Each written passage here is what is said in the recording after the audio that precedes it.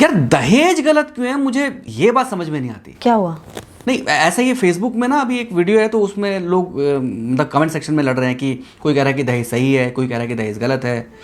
अब कोई कह रहा है कि भैया वो तो गिफ्ट है, तो गिफ्ट कैसे गलत हो गया। कैसी बातें कर रहे हो ना।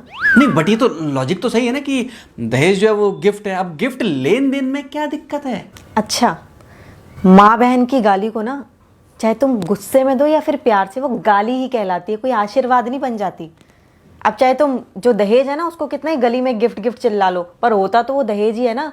जब तुम्हारे घर के बाहर वो तुम्हारा गिफ्ट से भरा हुआ ट्रक आता है ना, तो छत से झांकती हुई औरतें यही कहती हैं, देखो फलाने के लड़के को कितना दहेज मिला है। वो ये नहीं कहती कि फलाने के लड़के को गिफ्ट मिला है। हाँ हाँ ठीक है, सबके अपने अपने लॉजिक है, तो ठीक है। और वैसे भी दहेज ना सिर्फ वही लोग लेते हैं जिनको खुद पे विश्वास ही नहीं होता है कि वो जीवन में दहेज वाला सामान भी जोड़ सकते हैं।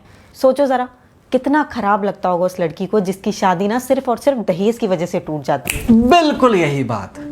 सोचो जरा कितना खराब लगता होगा उस लड़के को जिसकी शादी सिर्फ इसलिए टूट जाती है क्योंकि उसके पास सरकारी नौकरी नहीं होती है, या फिर उसके पास वो लाखों वाला पैकेज नहीं होता है। ये क्या बात हुई? क्यों, ये क्या बात हुई, मतलब क्या है? मतलब लड़की की शादी टूट जाए दहेज की वजह से तो वो कोई बात है? उसमें मुद्दा है।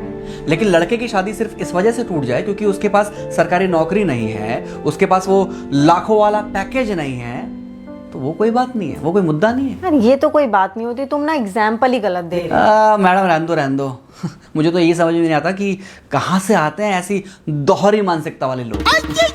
किसका फोन है? पापा का फोन आ रहा है, एक मिनट। जी पापा जी। अरे बेटा, कब से तेरा फोन ट्राई कर रहा हूँ मैं। अरे बट मेरे पास कोई फ़ोन नहीं है पापा जी। अच्छा, हाँ, यहाँ से बेल भी नहीं जा रही थी। हाँ शायद नेटवर्क इशू होगा, तो बताओ ना क्या बात है। तेरी बहन के लिए रिश्ता आया है। अच्छा, अरे वाह। हाँ हाँ हाँ। कौन लोग हैं और कैसे लोग हैं? अच्छे लोग हैं, घर भी बहुत अच्छा सा है, बड़ा बड़ा सा। बस एक दिक्कत है। जब सब कुछ ठीक है पापा जी, तो फिर दिक्कत क्या है? सैलरी बहुत कम है बेटा। तो क्या फर्क पड़ता है पापा जी?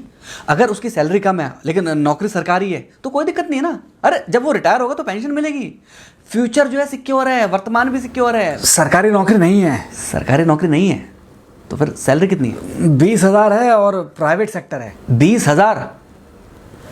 पापा जी 20,000 में क्या होता है?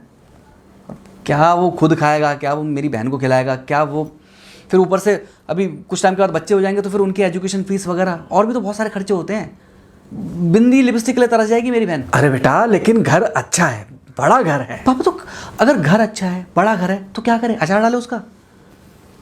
घर ही के अंदर सीमित रह जाएगी बेचारी वो। या तो घर से वो शुक्र बाजार जाएगी या शुक्र बाजार से घर आएगी, इसके अलावा उसकी ज़िंदगी में कुछ नहीं होगा, वहीं के वहीं कैद रह जाएगी वो। तो फिर क्या करें अब? फिर कुछ नहीं बाबा, आप मना कर दो, और बहुत सारे रिश्ते आएंगे। ठीक है। क्या हुआ, सब ठीक है? हाँ सब ठीक है। खैर क्या बात कर रहे थे हम? तुम कह रहे थे कि कहाँ से आते हैं ऐसी दोहरी मानसिकता वाले लोग।